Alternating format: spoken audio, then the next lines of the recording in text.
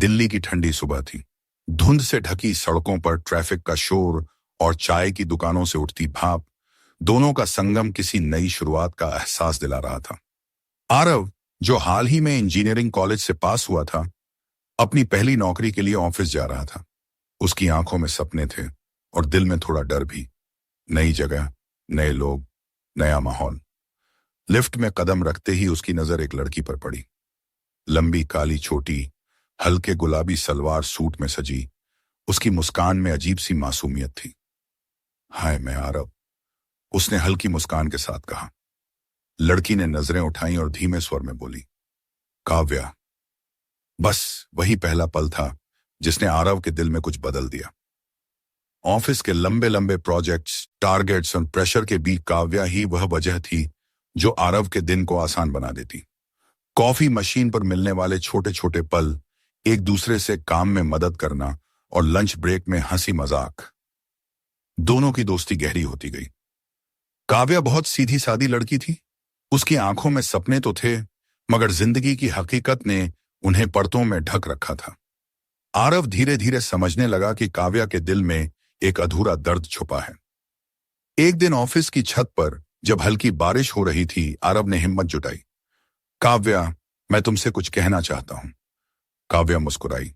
बोलो। आरव की आवाज कांप रही थी। मुझे लगता है मैं तुम्हें पसंद करने लगा हूं। काव्या की आंखों में आंसू भर आए। वह कुछ देर चुप रही, फिर बोली, आरव, काश ये इतना आसान होता। मैं भी तुम्हारे साथ हर पल जीना चाहती हूं, मगर क्या? मगर मेरी जिंदगी में बहुत कुछ ऐसा है जो मुझे रोकता है। आरव की जिद पर काव्या ने आखिरकार सच बताया। उसकी मां बहुत बीमार थी। घर की पूरी जिम्मेदारी उसी पर थी। उसके पापा उन्हें छोड़कर जा चुके थे। मैं अपने सपनों के लिए तुम्हें तकलीफ नहीं देना चाहती।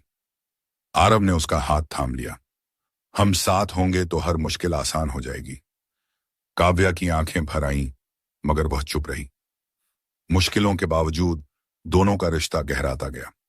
छोटे छोटे पल, पहली बार हाथ पकड़ना, सर्दियों की ठंडी शामों में साथ चलना और एक दूसरे की आंखों में खो जाना, दोनों को एहसास दिला रहा था कि उनका रिश्ता सच्चा है।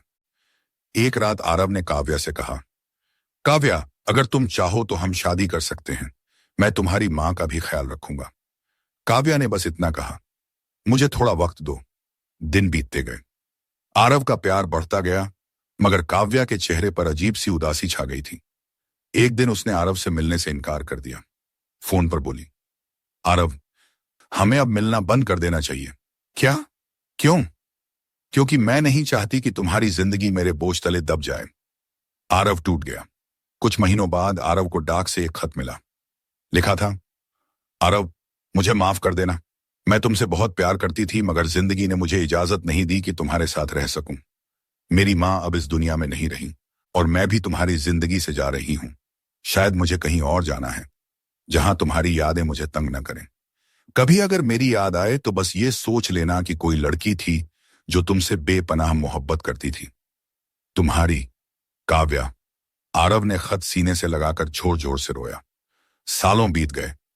आरव ने करियर में बहुत नाम कमाया, मगर उसका दिल खाली रहा। कभी किसी ने पूछा, तुमने शादी क्यों नहीं की? तो वह बस इतना कहता, क्योंकि मेरी दुल्हन तो मुझे एक खत देकर चली गई थी। उसकी आंखों में आंसू आ जाते और दिल में सिर्फ काव्या की यादें रह जाती। खत पढ़ने के बाद आरव की जिंदगी बदल गई। दिन में वह ऑफिस में व्यस्त रहता, पर रात होते ही उसका कमरा खालीपन से भर जाता। वह अक्सर खिड़की के पास बैठकर काव्या की यादों में खो जाता। कभी उसके कानों में वही हंसी गूंजती, कभी उसका नाम पुकारती आवाज, कभी उसकी महक हवा में घुल जाती। आरव खुद से पूछता, क्या प्यार सिर्फ खोने के लिए होता है? क्या किसी को इतना चाहने के बाद भी उसका हक नहीं मिलता? हर रात उसकी आंखें नम हो जाती। एक शाम ऑफिस से लौटते हुए उसने सड़क किनारे एक लड़की देखी। चेहरा धुंधला सा था, पर चाल ढाल, बालों की लटें और वो आंचल। काव्या। आरव की सांसें थम गईं। वह भागकर पहुंचा, पर लड़की कोई और थी।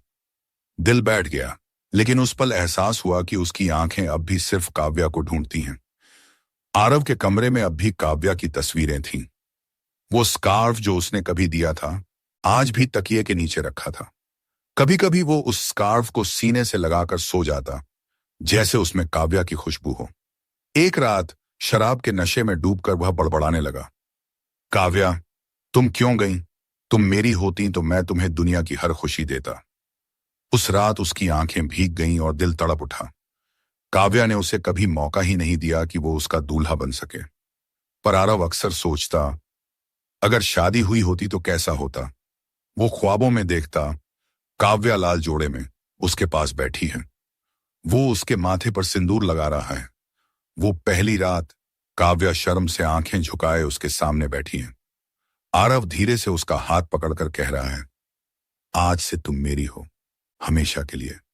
काव्या हल्की सी मुस्कान के साथ उसके सीने से लग जाती और फिर आरव उसकी सांसों को अपने होंठों से महसूस करता। लेकिन यह सब ख्वाब था, हकीकत तो बस तन्हाई थी। किस्मत ने खेल खेला। एक दिन रेलवे स्टेशन पर भीड़ के बीच आरव की नजर किसी पर पड़ी। वो काव्या थी। वो बिल्कुल बदली हुई थी, चेहरे पर थकान, आंखों के नीचे काले घेरे। आरव उसकी तरफ दौड़ा। काव्या। काव्या ठिठक गई, आंखों में आंसू भर आए। आरव। दोनों कुछ देर चुप रहे। फिर काव्या ने कहा, तुम्हें देखकर अच्छा लगा, पर मैं अब भी तुम्हारी नहीं हो सकती। आरव ने उसका हाथ पकड़ लिया।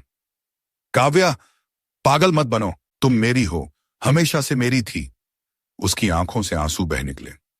उस रात दोनों काफी देर तक बातें करते रहे। अकेलेपन, दर्द और अधूरेपन की बातें। जब वे लौट रहे थे तो बारिश शुरू हो गई। दोनों एक पेड़ के नीचे आ खड़े हुए। आरव ने उसकी हथेली थाम ली। काव्या कांप रही थी, भीगी हुई थी। आरव ने उसकी आंखों में देखा। बस एक बार मुझे तुम्हें महसूस करने दो। काव्या ने कुछ नहीं कहा। उसकी सांसें तेज थीं। आरव ने धीरे से उसके चेहरे से पानी की बूंदें पोंछीं और उसके होंठों पर अपने होंठ रख दिए। वो पल थम गया। सिर्फ दिल की धड़कनें, बारिश की बूंदें और अधूरे प्यार की तड़प। लेकिन जैसे ही होंठ अलग हुए, पीछे हट गई। आरव, ये गलत है। हमारा रिश्ता कभी पूरा नहीं हो सकता। उसकी आंखें नम थीं और वह भाग गई। उस रात के बाद आरव सो नहीं पाया। उसके होंठों पर अब भी काव्या की नमी थी। उसकी सांसों की महक जैसे सीने में कैद हो गई थी। वो समझ नहीं पा रहा था, काव्या क्यों भाग गई, क्यों उसने फिर से दूरी बना ली। दिल कह रहा था कि काव्या भी उसे चाहती है, पर हालात शायद उसकी मोहब्बत से भी बड़े थे। कुछ दिनों बाद आरव को काव्या से मिलने का मौका मिला। वो पार्क की बेंच पर बैठी थी। चेहरे पर वही मासूमियत थी, पर आंखों में दर्द गहरा था। आरव ने धीरे से कहा, काव्या, प्लीज अब और छुपाओ मत। क्या है जो तुम्हें मुझसे दूर करता है? काव्या ने लंबी सांस ली। आरव, मैंने तुमसे बहुत कुछ छुपाया। दरअसल मेरी शादी हो चुकी है। आरव के पैरों तले जमीन खिसक गई। क्या? काव्या की आंखों से आंसू बह निकले। हाँ, ये सच है।